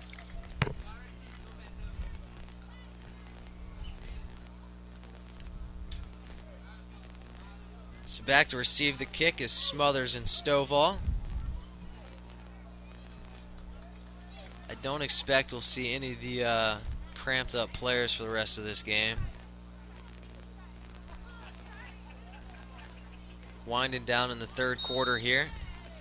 Cedar with a 1-point lead, 13-12, kicking off to the Jaguars. Kick bounces once, twice. Stovall picks it up at the 25, running to the right side to the 30, 35, 40, 45. One guy to beat, 50, 45. He's pulled down, dragged one step out of bounds. Down to the Jaguars' 42-yard line. Great return there by Stovall. Yeah, he had some quality blocking at the point of attack. Nice little quick juke move to the left and then turned it to the right and went down the field for a nice gain. So Gladiator first down at the 42-yard line. Looks like they're going to bring Smothers in to take over a duty from Brown at quarterback.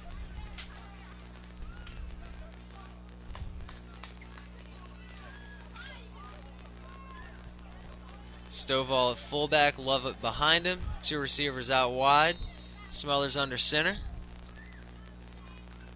Hands off to Lovett, bounces it out to the right side, picks up 4, picks up maybe 5 yards. Nice solid run on first down there for the Gladiators. Lovett's walking with a little bit of a limp.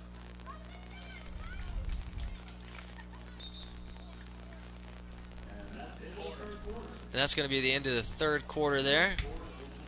Good time for the Gladiators with Lovett walking around gingerly. So we're going to head to the fourth. Cedar still leading the Gladiators here, 13-12. When we come back, Clarke Central is going to have it down at the Jaguars' 37-yard line, 2nd and 5. Classic City showdown indeed. Close going into the fourth quarter. Huge quarter right here. Hurts to have some key players out with cramps, but these players that are in the ballgame need to step up for their teams and see what they can do. We'll see if Clarke Central can grind out a drive right here to get a touchdown.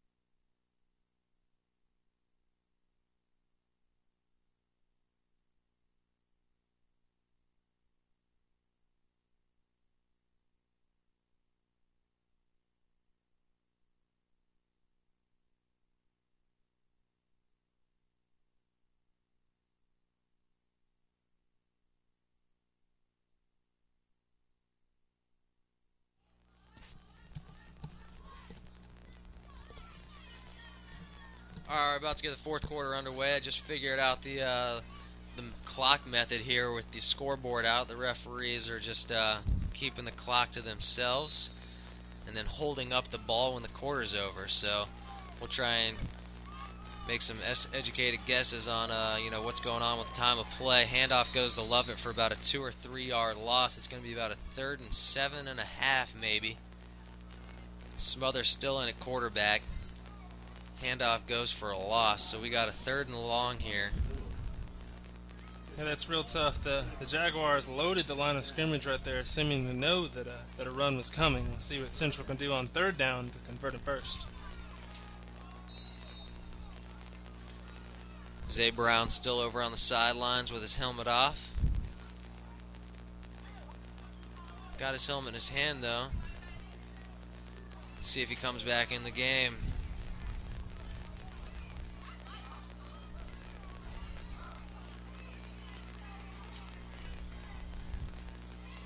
We've got Brendarius Watson in at tailback here.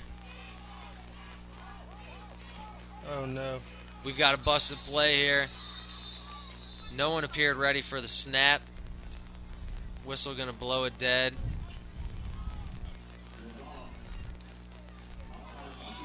I did not expect to see that call right there. Gladiators caught a break. we got Stovall and Berdarius Watson trying to figure out what play is going on, talking to each other. The ball snapped, and luckily a Jaguar jumped off sides. Yeah, perhaps that break will help them, correct that miscommunication right there and get this play down right to convert for a first. Couldn't have been a worse time for that penalty if you're a Cedar Shoals fan. You got them 3rd and long. They're backed up, 4th quarter. You're leading. They got their backup quarterback in, backup running back, and you're going to give them 5 free yards. So we got a 3rd and 3 here at the Jaguars' 35-yard line. Watson still in at tailback. Smothers under center. 2 receivers, 3 receivers out wide. Toss is going to go to Berdarius Watson. He's smothered. 1 yard loss. 2 guys there to make the play. It's 4th and 5. Yeah, Isaiah Holloman, great job getting to the ball right there for Cedar Shoals and stopping that 3rd down play for the Gladiators. Huge 4th down right now. All right, so they're going to go for it. Why not, I guess, right? And it looks like Brown is about to come back in the game. Now that's big. That's big indeed. He's been a playmaker all game, and I figure we may see him with the quarterback run right here. I expect he'll have the option to run. So Brown back in at quarterback. He's in the gun. They're going to split Smothers back out to wide receiver. Goings on the other side. 3 wide. Watson still in the game. Lovett's still not back in yet. Clean snap. Drops back to throw. Throws it across to Smothers, and he bounces it short. It's going to be turned over on downs. Back to the Jaguars. Not a great toss there. He had his man, but not sure if, just getting cold over on the sidelines, but he didn't appear to put enough on the throw, and it bounces short, incomplete. Big turnover here. Yeah, Andrew, the play was there. The play was there indeed. Wide receiver open on that quick slant, just underthrew him. And Reggie Smothers now seems to be hurting right now, perhaps one of his ankles, as he tries to walk it off, coming off the field for the Gladiators. Cedar's got it 1st and 10, their own 38-yard line. Maybe a third of the way through the 4th quarter here. Each team's probably got about 2 possessions for each quarter, roughly so far during this game, so try and figure it out that way. Dillard's back in at quarterback. He hands off to the fullback, who's going to bust ahead for 2. So they're doing the rotating quarterbacks thing here. Dillard, Glenn, Dillard, Glenn. We'll see if Dillard finishes this one out.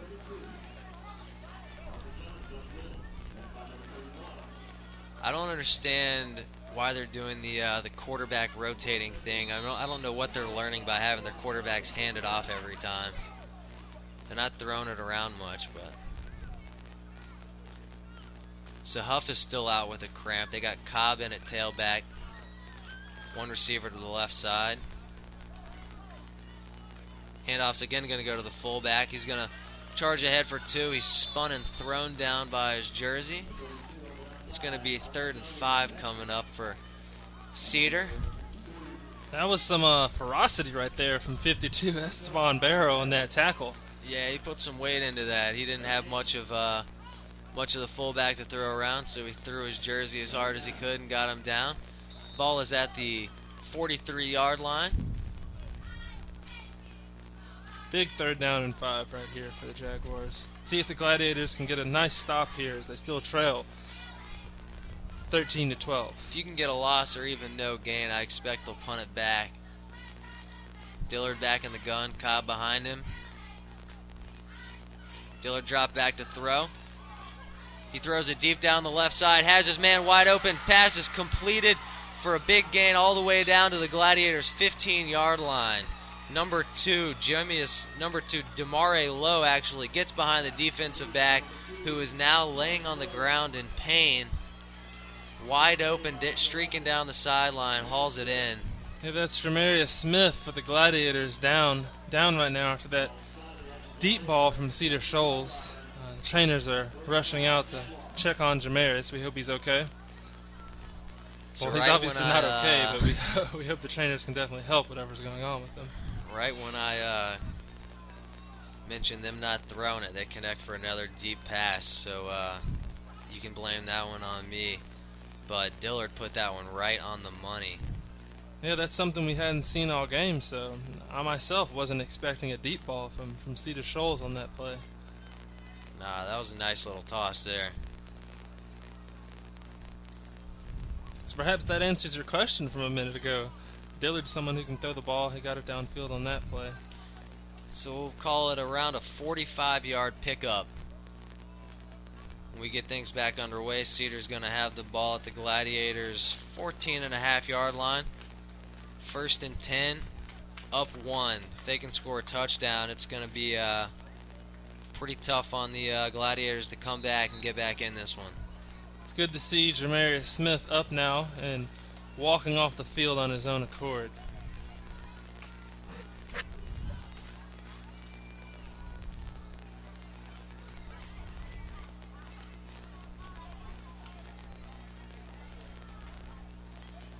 Central defense still needing to rise up to create a big stop as the Gladiators still trail by 1 in the 4th quarter. They're bunched up along the D-line.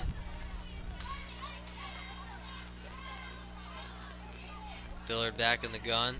See if they call something out wide now. Taking a signal in from the coach.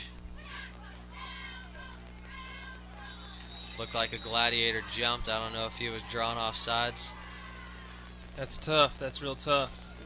It's going to be offsides right there on Gladiators' Melvin Nimley, number 49. 1st and 5 for the Jaguars. Not making it any easier here.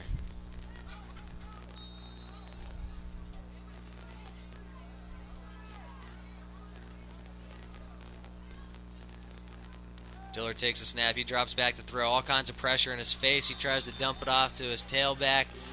Couldn't make a great throw with all kinds of guys coming after him. And that was key, what you just said. They brought the pressure on him that time, made Dillard uncomfortable. Throwing off his back foot right there, not a pretty throw at all. And tried to get it to Arthur Jones III, who was able to get one hand on it but couldn't bring it in. Not a great toss, and there's not many quarterbacks that look great with a lot of pressure in their face. So Gladiators trying to put the heat on him. They know that a score here could put them in some deep trouble. Dillard takes a snap, hands it off to Cobb, cuts it around the left side, makes one guy miss, makes another. He pushes forward just shy of the 1st down marker. He might have actually picked it up. Either way, it's going to be 3rd and very short. Very tough run right there by Cedar Shoals, but good job by the Glads running through the ball, trying to get as many people in there as possible to bring them down short of the 1st down, it appears. We got a Gladiator timeout.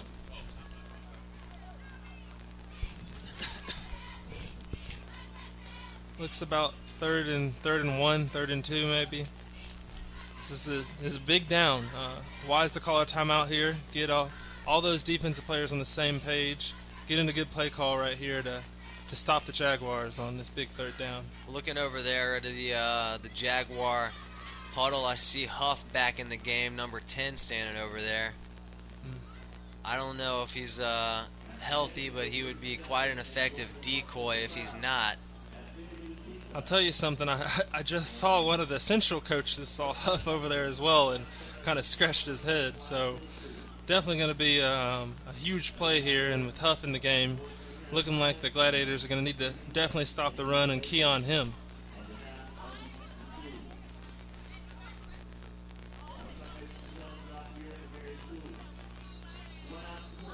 Huff looks like he's walking gingerly.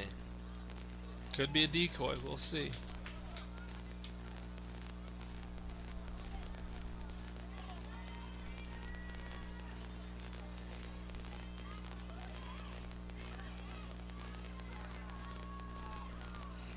So Dillard back to take the snap. Huff in at tailback and for Cobb.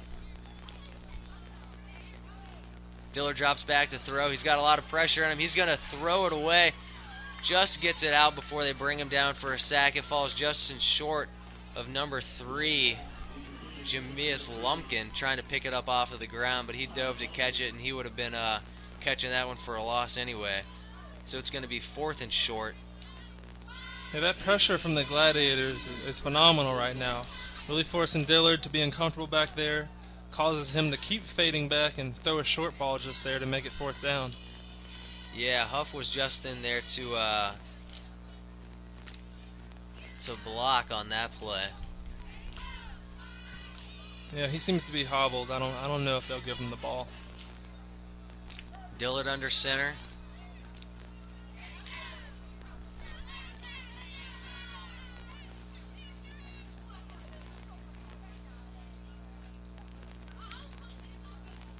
Not quite sure what just happened right there. We got a stoppage. I'm not sure what's going on here.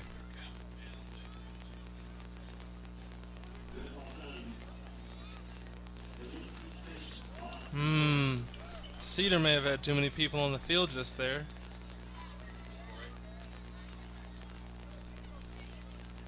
Illegal participation called on Cedar, so they'll move back 5 yards, helping out that Gladiator defense. Alright, so they're still going to go for it here. 4th and maybe 6 or 7.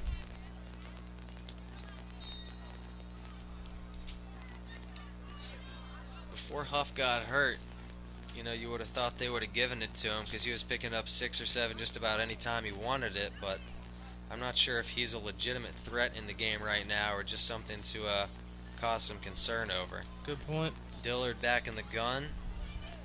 2 receivers. Drops back the toss.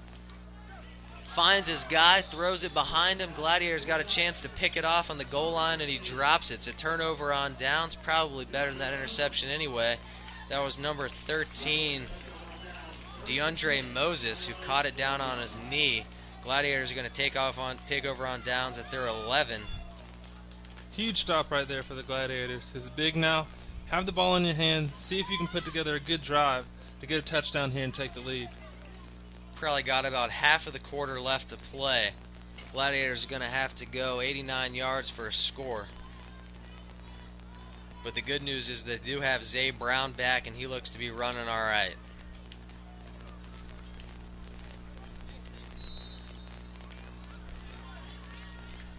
Starting tailback Lovett is back in the game also. 3 receivers out wide. Brown back in the gun. Drops back to throw. He's going to roll out to his right. Throws downfield. He's got a guy open. Underthrows him. Could have been a flag on that one. Here it comes. Late flag from the other side of the field.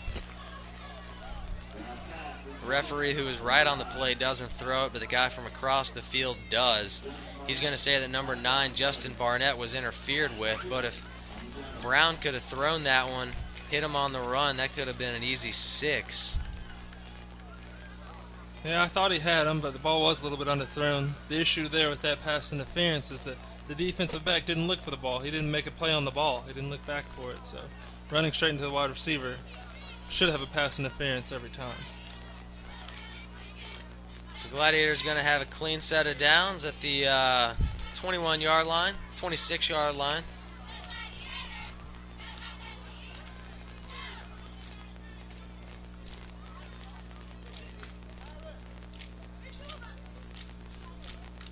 This will be a time where it'd be really cool to have a play clock out there so we know how much time is remaining. Yeah. Big drive right here. Yeah, you could call that cool or essential, either one. Brown back in the gun, drops the snap, he's going to pick it up and run straight ahead. He makes one guy miss. He's got the first down and more. He's around to the 40, pushed out around the 43-yard line. Gladiator coaches wanted a late hit out of bounds. Amazing block right there by Jeffrey. Love it. They're going to say he was out at the 45-yard line, so another big play by Brown. Makes you see how much they missed him on the last possession. Oh, indeed. Oh, indeed. First down at the 45. Making some things happen with his legs.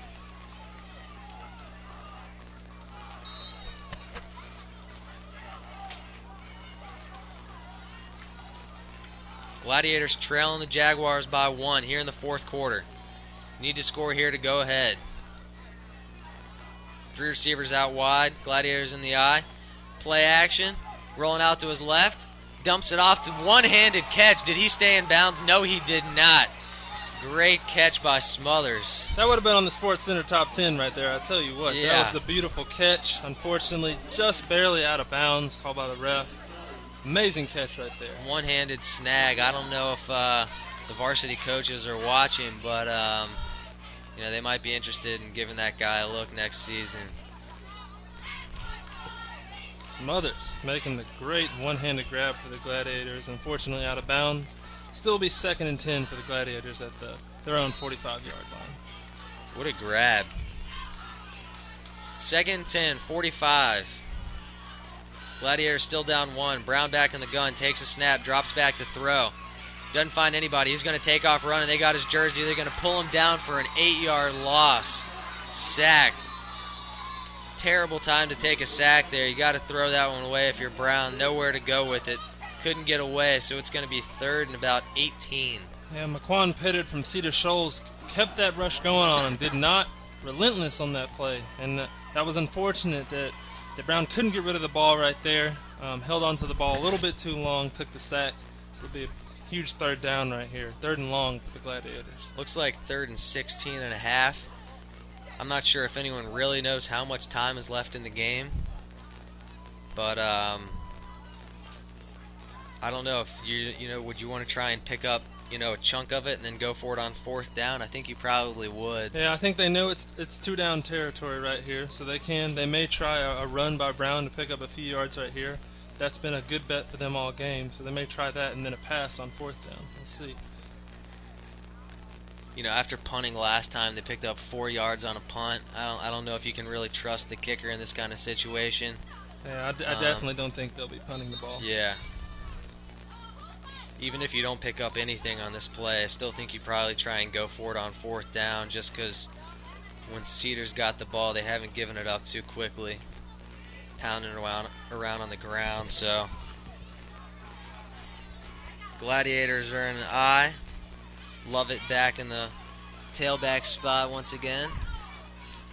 Going to be a play action pass. Brown's rolling out to his right. He tries to throw it back across the middle. It's dropped. He throws it right into the chest of number 9.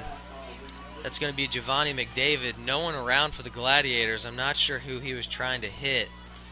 That's tough right there. Brown was under duress and got rid of the ball. No Gladiators nearby. We'll see what the Glads can do on this huge 4th down coming up right here.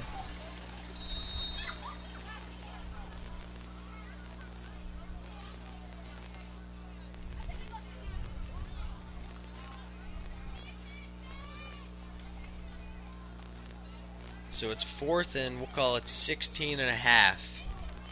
This really could be it for the Gladiators here. I say watch Reggie Smothers on this play outside to your left. They got 3 wide. Drops back to throw it. He is throwing it Smothers' way. It's a jump ball. It's going to be picked off by number 23. He's going to run it back. He might score. He's got 4 guys ahead of him. 1 by to beat. He's going to run it in for a touchdown. Not sure if the Gladiators would have had a chance to win either way, but that probably seals it. Late in the 4th quarter, number 23, Darius Jones, picks off the jump ball pass and runs it back for a score. They're going to say that's the end of the game. Last play of the game there. Means Cedar wins this ball game 19-12 over our Gladiators.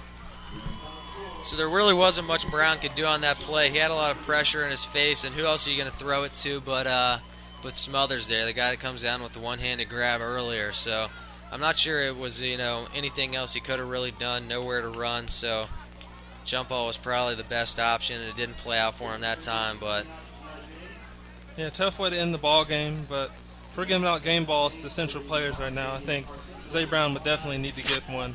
Great effort out there today, and a tough loss for the Jaguars. But for the Gladiators, big win for the Jaguars in this Classic City huge showdown. game on the other side by number 10 Huff, who dominated the 3rd quarter. Just rode him all the way through that 3rd period to a couple of scores and put it out of reach. So final score here is going to be Cedar Shoals 19, Clarke Central 12. This is the 2012 C-Team version of the Classic City Showdown. Team showing good sportsmanship right here. Shaking hands. And be sure to come back and tune in next week, because our Gladiators will be taking on the Gainesville Red Elephants in another C-Team game at 5:30 next Thursday afternoon. You can come on to the stadium, Billy Henderson Stadium, or catch us here again on GITV. And I believe that'll do it for this this game. We're wrapping it up. This is Andrew. I'm with Josh, and catch you later. It's been great. Y'all have a great day.